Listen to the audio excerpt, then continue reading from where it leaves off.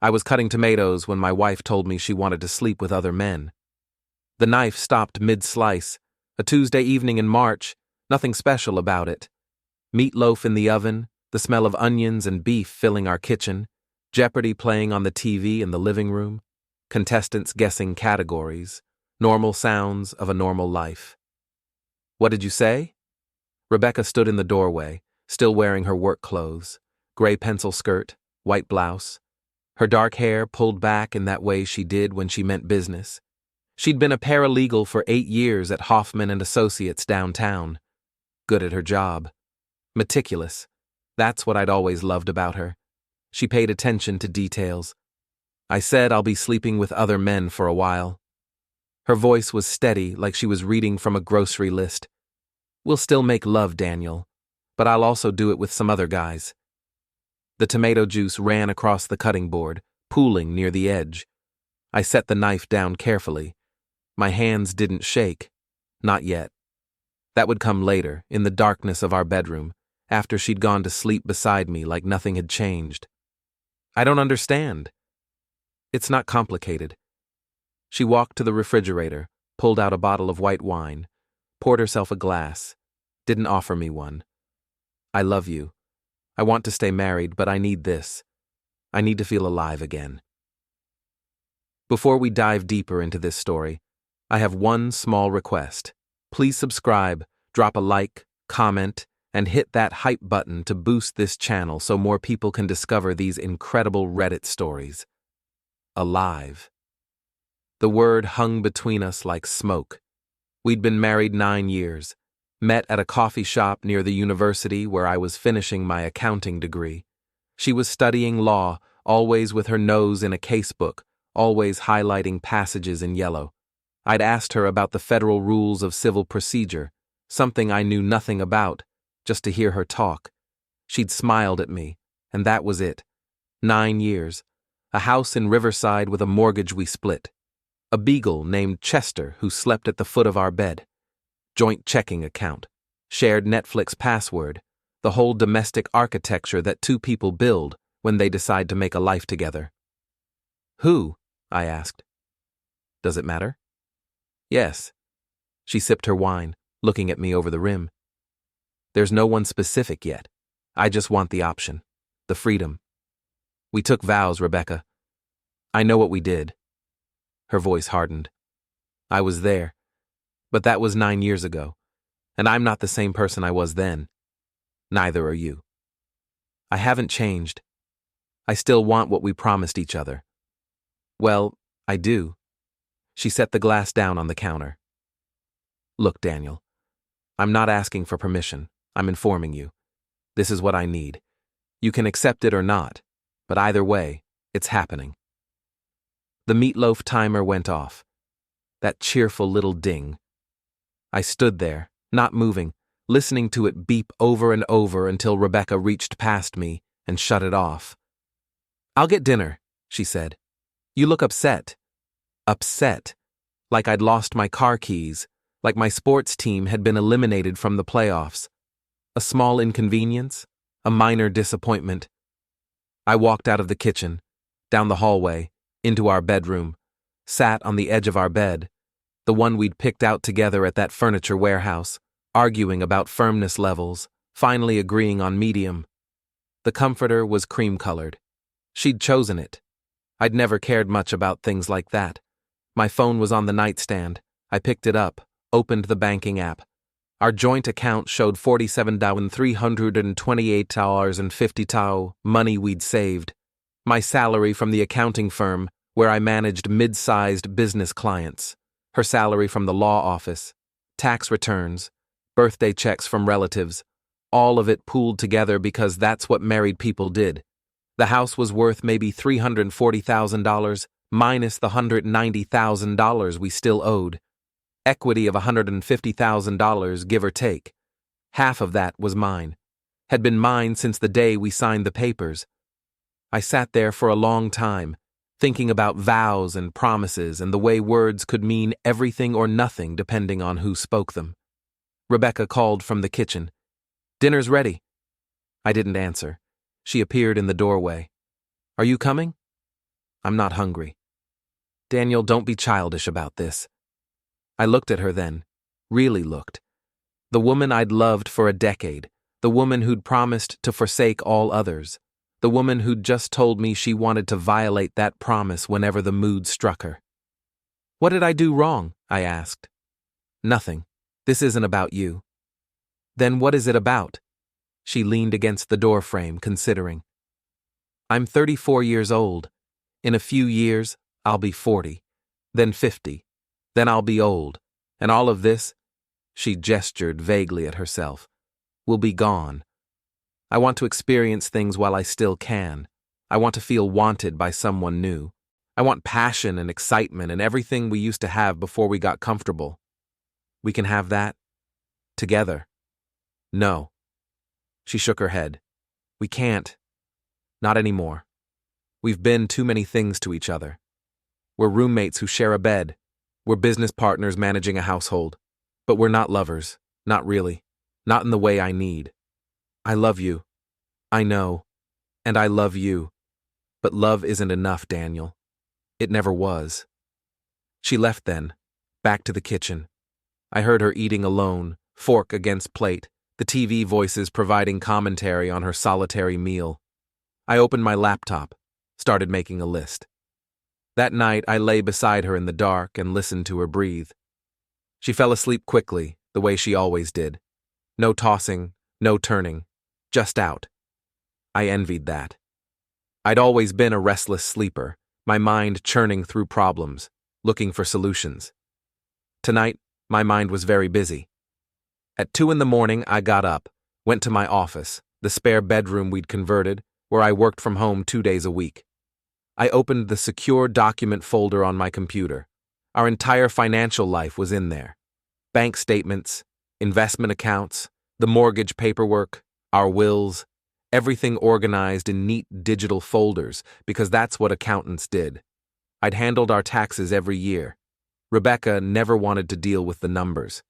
She trusted me, signed whatever I put in front of her. Never questioned the returns, the deductions, the way I structured our finances. That trust was about to cost her. The joint account had both our names. I could withdraw everything without her signature. Legally, it was my money as much as hers. Morally, that was a different question. But morality was a luxury I couldn't afford anymore. The house was trickier. We owned it together, both names on the deed. But I'd been the one to handle the refinancing last year when rates dropped. I'd been the one dealing with the title company, the escrow officer, all the paperwork. I knew exactly how the equity was structured. I couldn't take the house, but I didn't need to. I just needed to make sure she understood what she'd thrown away. I spent 3 hours making plans, phone calls I'd need to make, documents I'd need to gather, places I'd need to go. Every detail mapped out like a campaign strategy, like a general planning an invasion. By 5 a.m, I had it all figured out. Rebecca's alarm went off at 6:30. She got up, showered, went through her morning routine. I pretended to be asleep. She kissed my forehead before leaving, the way she did every morning. A habit, meaningless affection. The kind of gesture you make without thinking. The front door closed. Her car started. She was gone. I got up immediately. No coffee, no breakfast, no time for ordinary things. I started in the bedroom, opened my dresser drawers, took out all my clothes, folded them quickly, stuffed them into the suitcases we kept in the hall closet. Not everything, just what I needed. Enough for 2 weeks, maybe 3. The rest could stay. The bathroom, my toothbrush, razor, deodorant, the prescription bottles with my name on them, into a toiletry bag, the office, my laptop, external hard drives, the folders with my personal documents, birth certificate, passport, insurance papers, everything that proved I existed. I worked fast, methodically, the way I did everything. No emotion, no second guessing, just execution. By 9 o'clock, my car was packed. A Honda Accord, 7 years old, paid off. Titled in my name only because I'd owned it before the wedding. Sometimes those details mattered. I went back inside. Walked through each room. The living room where we'd watched 1,000 movies, the kitchen where we'd cooked 1,000 meals, the bedroom where we'd made love and argued and reconciled and built something I thought was permanent. Chester was in his bed by the couch, looking at me with those sad beagle eyes. I knelt down, scratched behind his ears. He licked my hand. "Sorry, buddy," I whispered. "She gets to keep you." I stood up, took one last look around. Then I locked the door behind me and drove to the bank. First National Bank opened at 9. I was waiting in the parking lot at 8:45, watching other people arrive for their morning transactions. Regular people. People whose wives hadn't just blown up their marriages. People who still believed in things like trust and loyalty. The branch manager was a woman named Patricia Ventura. I'd met her when we opened the joint account. She recognized me when I walked in. "Mr. Hayes, good morning. How can we help you today?" "I need to make a withdrawal, the full balance of my account." Her smile flickered. "The full balance?" "Yes." "May I ask what this is regarding? We typically recommend keeping accounts open and simply transferring funds if—" "I'm closing it. Today. I want a cashier's check for the full amount." She looked uncomfortable. "Mr. Hayes, that's a significant sum. Are you certain? Perhaps you should discuss this with your wife first, since it's a joint account." "I don't need her permission to withdraw my own money." "No, of course not. Legally, you don't. But it's unusual, and I want to make sure you understand the implications." "I understand perfectly. Can we proceed?" She hesitated, then nodded. "I'll need to verify your identity and have you fill out some paperwork." It took 40 minutes. Forms to sign, ID to verify, security questions to answer, the whole bureaucratic dance. Finally, Patricia handed me a cashier's check for $47,328.52. "Mr. Hayes, I really think you should reconsider. This is a major financial decision. It's already made." I drove to a different bank across town, opened a new account in my name only, deposited the check. The teller was young, couldn't have been more than 22, and she kept looking at the amount with wide eyes. "Is this correct, sir?" "Yes." "Okay. It'll take a few business days to clear." "That's fine." Next stop, the moving company. I'd called them at 7 in the morning, explained I needed immediate service. They had a truck available that afternoon, premium rate, almost double the normal price, but money wasn't an issue anymore. "What are we moving?" the dispatcher asked. "Everything. Furniture, boxes, appliances, the whole house." "Address?" I gave her our address on Maple Street, our home, Rebecca's home now. "And the destination?" "Storage facility. I'll give you the address when you arrive." I'd rented a climate-controlled unit online while sitting in the bank parking lot. 10 by 20 feet. Big enough for everything I wanted to take. The moving crew arrived at 1 o'clock. 3 guys in blue uniforms, professional and efficient. They didn't ask questions. That's what I liked about hired labor. You paid them, they did the work, they left. I directed them, the couch from the living room, the dining table and chairs, the television and entertainment center, the bed from the guest room, kitchen appliances, the nice blender, the stand mixer, the espresso machine I'd bought Rebecca for her birthday. Everything that had value, everything we'd acquired together. I left her some things, her clothes, obviously, her personal items, the cheap furniture we'd owned before we got married, but everything else, everything we'd purchased as a couple, went into the truck. Chester watched from the backyard, barking occasionally. One of the movers asked about him. "The pet staying?" "Yes." "You want us to leave food and water?" "That would be appreciated." They finished by 4:30. The house looked gutted, empty rooms with indentations in the carpet where furniture used to be, bare walls where pictures had hung. The kitchen stripped of everything except the refrigerator and stove, which were technically part of the house and couldn't be removed without violating the mortgage terms. I walked through one more time, turned off lights, checked windows, professional habits, making sure everything was secure. The master bedroom was last. Our bed was still there. I'd left it because it was too personal, too many memories attached. But the nightstands were gone. The dresser was gone. The lamps were gone. On the bare mattress, I left an envelope. Inside was a single sheet of paper with 3 sentences. You wanted freedom. Now you have it. Don't bother looking for me. I locked the front door, put my key through the mail slot, got in my car and drove away. I checked into a hotel on the other side of town. Nothing fancy. A Hampton Inn near the interstate, the kind of place where business travelers stayed. Anonymous, forgettable, perfect. My phone started vibrating at 6:15. Rebecca calling. I let it go to voicemail. She called again at 6:20, 6:30, 7. By 8 o'clock, I had 15 missed calls. The voicemails started angry. Daniel, where the hell are you? Why is the house empty? Call me back right now. Then confused. I don't understand what's happening. Did we get robbed? Please call me. Then worried. Daniel, I'm scared. I don't know what's going on. Are you okay? Please just let me know you're safe. Then desperate. Baby, please. Whatever I did, we can talk about it. Just come home. Please come home. I deleted each one without finishing them.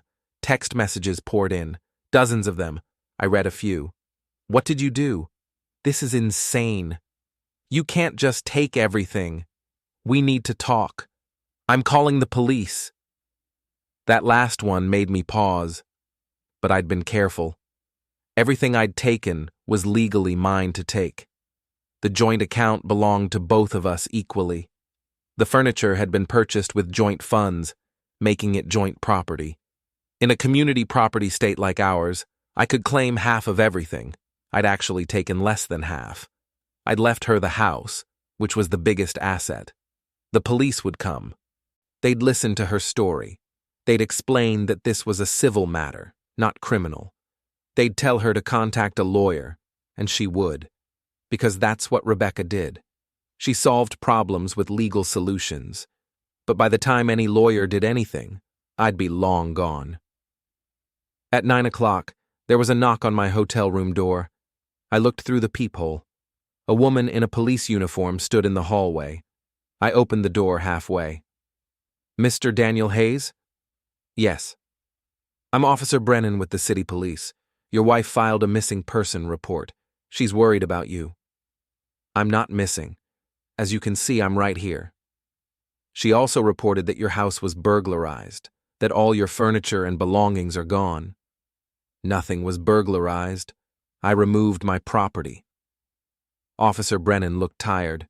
She'd probably dealt with a dozen domestic situations today, and here was one more. Sir, your wife is very upset.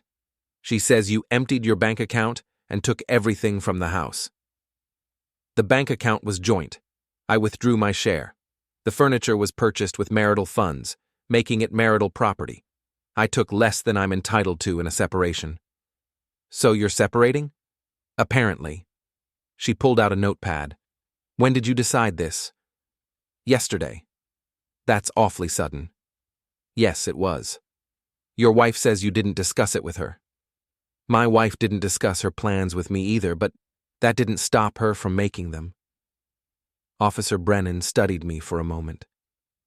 Look, I can't force you to go home. You're an adult. But this seems like something you two should work out. Maybe with a counselor or... Thank you for your concern, officer. I'm fine. I'm not in danger. I haven't done anything illegal. Is there anything else? She sighed. No. I guess not. But you should know she's talking about getting a restraining order. A restraining order? For what? I'm the one who left. She says she's afraid of what you might do. That almost made me laugh. I've never raised my hand to my wife, never threatened her, never done anything to make her fear me. This is just her trying to control the situation. Maybe, but it's her right to seek protection if she feels threatened. Let me save her the trouble. Tell her she won't see me again. I have no intention of contacting her. No calls, no texts, no showing up at the house. She wanted me gone, and now I'm gone. She got exactly what she asked for. Officer Brennan closed her notepad. Where will you go?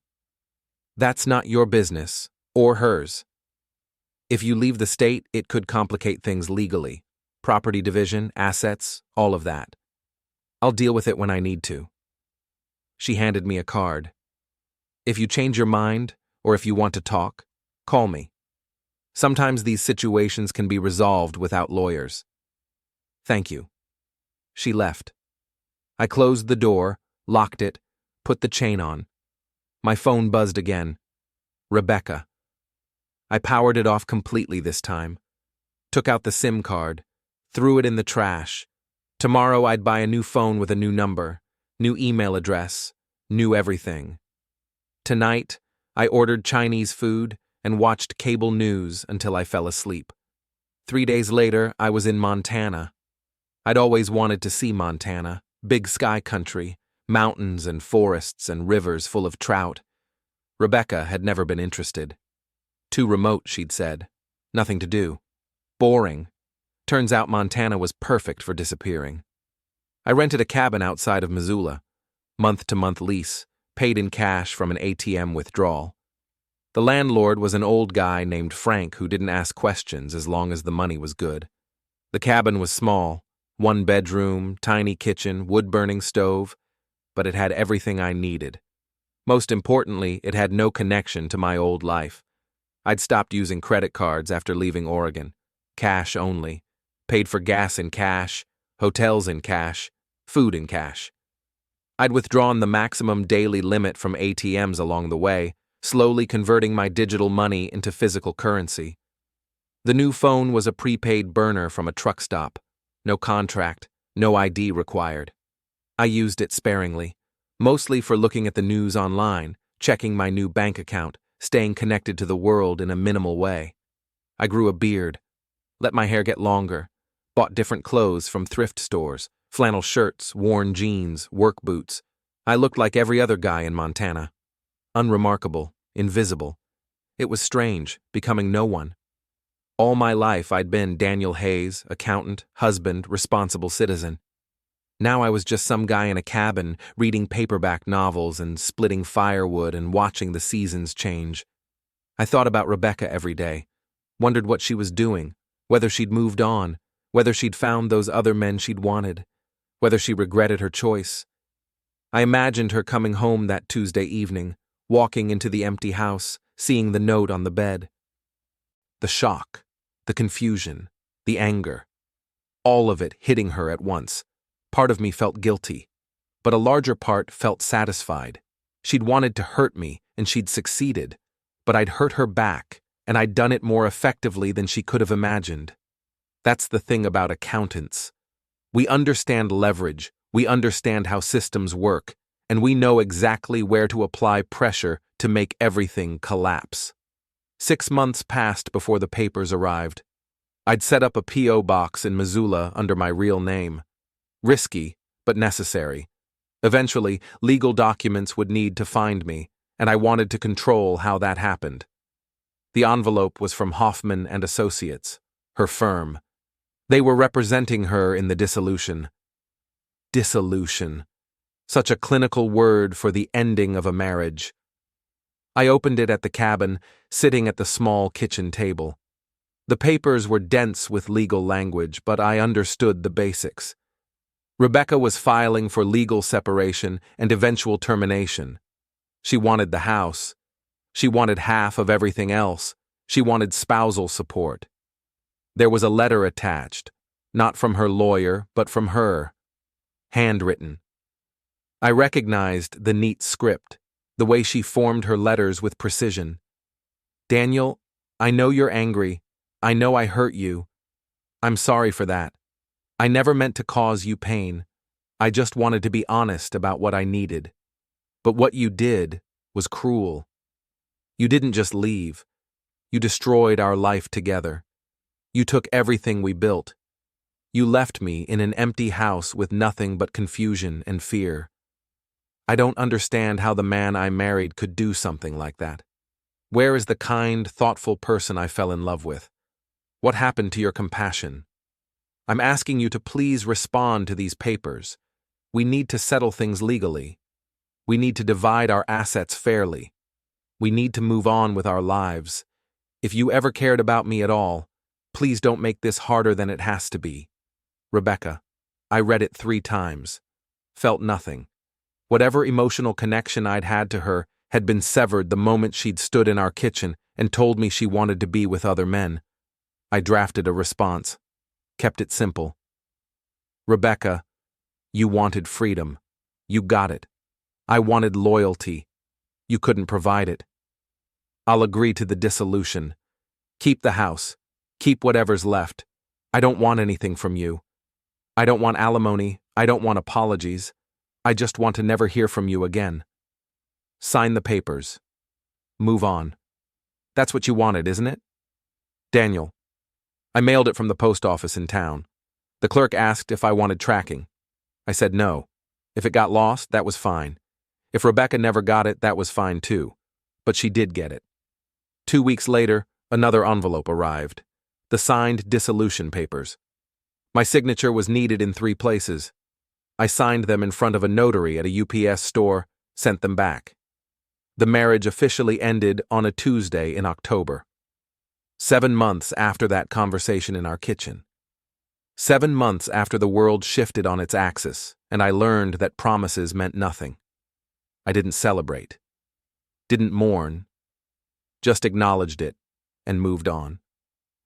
By the time winter came, I'd been in Montana for nearly a year. I'd found work doing freelance accounting. Small businesses needed bookkeeping, tax preparation, financial advice. I could do all of it remotely. I charged less than big firms but delivered better service. Word spread. Soon I had more clients than I could handle.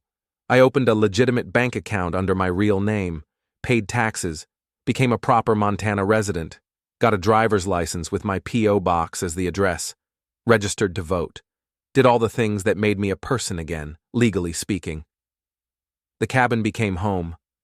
I bought furniture from estate sales, hung pictures I liked, planted a small garden in the spring. It wasn't much, but it was mine. Completely mine. No compromise, no negotiation, no one else's preferences to consider. I dated occasionally, nothing serious.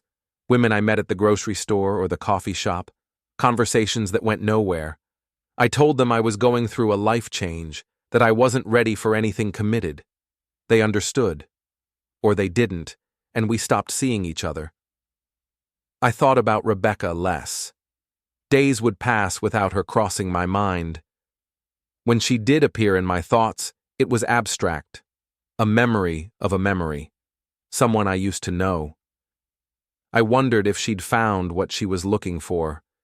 If sleeping with other men had made her feel alive. If the passion and excitement had been worth losing everything else. I wondered if she thought about me at all. Spring came again, my 2nd year in Montana. I was sitting on the cabin's small porch, drinking morning coffee, when my phone buzzed, a text from an unknown number. Daniel, it's me. I need to talk to you.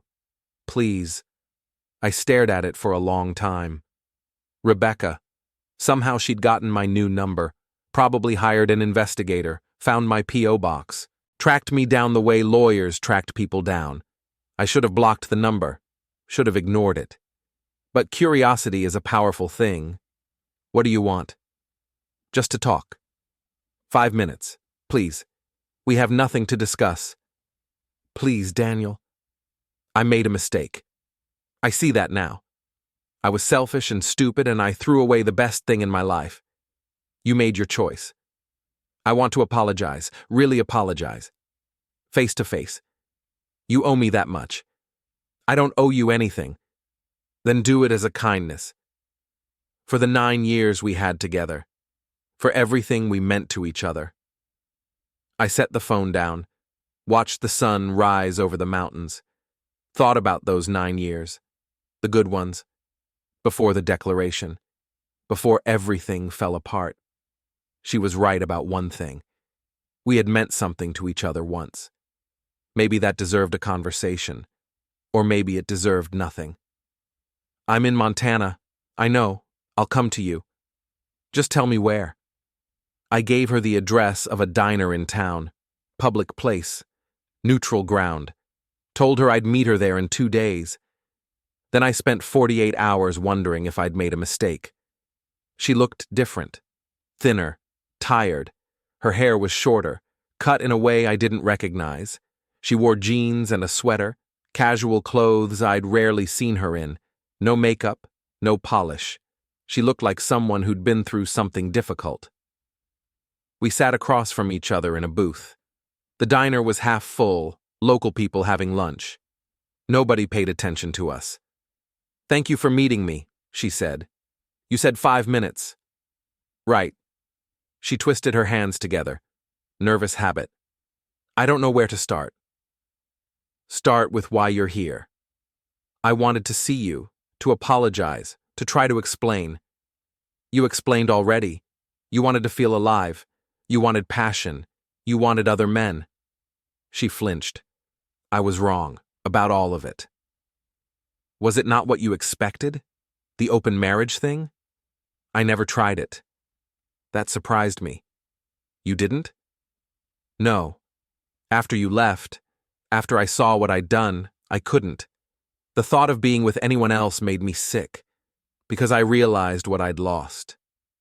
"Then why'd you say it?" She looked out the window. "I don't know, I was confused, scared of getting old, scared of being boring. I watched my friends getting lonely, getting stuck in routines, and I panicked. I thought variety would fix something that wasn't even broken." "So you blew up our marriage for no reason." "I blew it up because I'm an idiot who didn't appreciate what she had." She looked back at me. "Daniel, I miss you. I miss us. I miss everything about the life we had. That life is gone. It doesn't have to be. We could try again. Start over. I'll do whatever it takes to make it right." I drank my coffee. It was terrible, the way diner coffee always is, but I drank it anyway, gave myself time to think. "You hurt me," I said finally. "More than anyone ever has. You took something sacred and treated it like it was nothing, like I was nothing." "I know." "And when I hurt you back, when I showed you what that felt like, you went to the police. You tried to make me the villain." I was scared and angry. I wasn't thinking clearly. "That's a pattern with you, apparently." She didn't argue, just sat there, accepting the hit. "I don't love you anymore," I said. "I tried to keep loving you after you said what you said, but I couldn't. Every time I looked at you, all I saw was betrayal. So I stopped looking." "Daniel, let me finish. You wanted this meeting, so you're going to hear what I have to say. You destroyed something that can't be rebuilt. You can't unring that bell. You can't take back those words.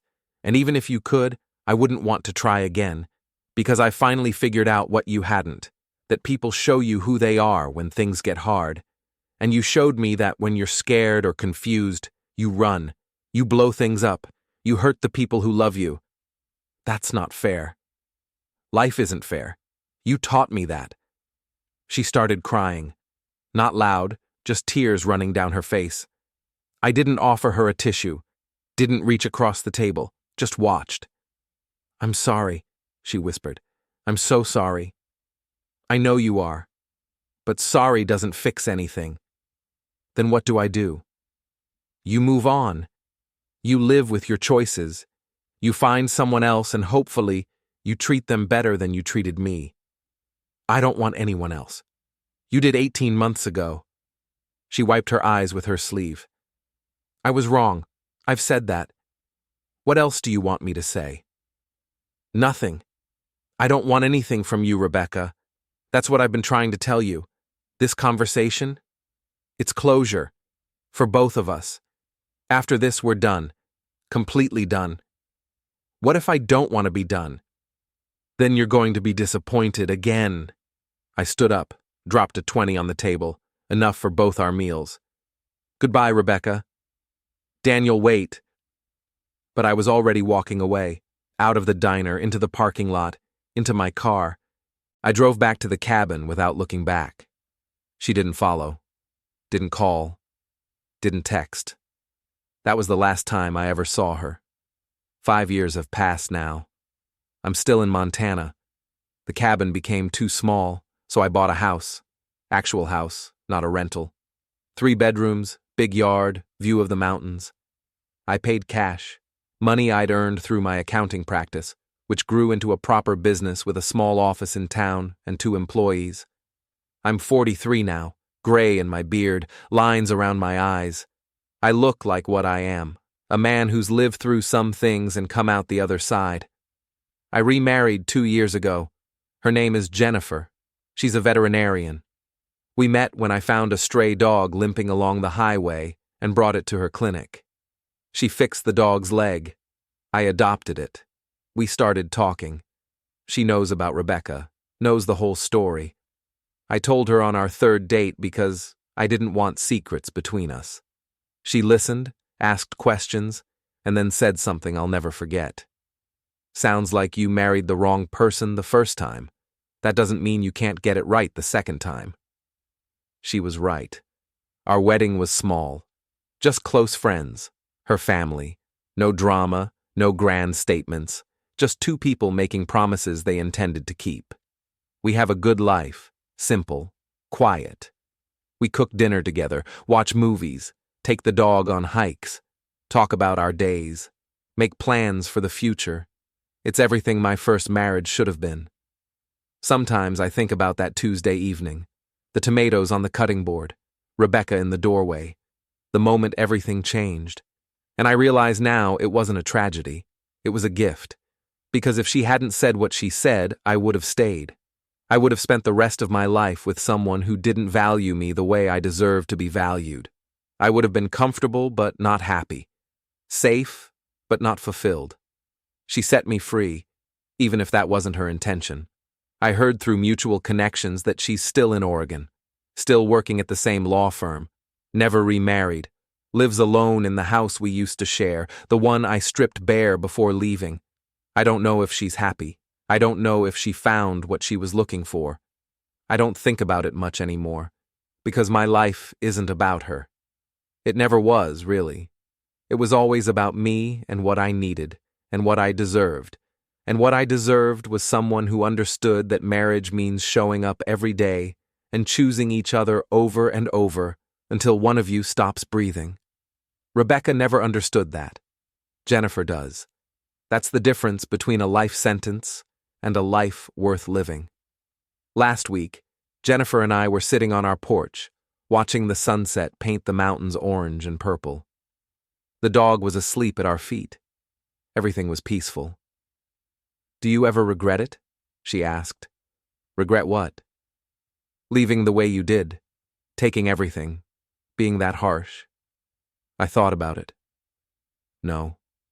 She needed to understand what loss felt like. Real loss. Not the fantasy loss she imagined when she thought about her youth slipping away. Actual loss. Everything gone. Everything empty. That's what she gave me. So that's what I gave her back. That's cold. Maybe. But it was also necessary. People don't learn from words. They learn from consequences. Jennifer nodded. She understood. She'd been through her own painful experiences, her own lessons learned the hard way. "I'm glad you left," she said. "Otherwise, I wouldn't have you." "I'm glad she pushed me away. Otherwise, I wouldn't have found you." We sat there until the sun disappeared and the stars came out. The dog woke up, stretched, went inside. We followed. Tomorrow would be another day, another morning making coffee together, another evening coming home to each other, another night falling asleep beside someone who chose me and kept choosing me. That's what Rebecca never understood. Marriage isn't about grand gestures or passion or excitement. It's about showing up every single day for the rest of your life. And if you can't do that, then you don't deserve to be married at all.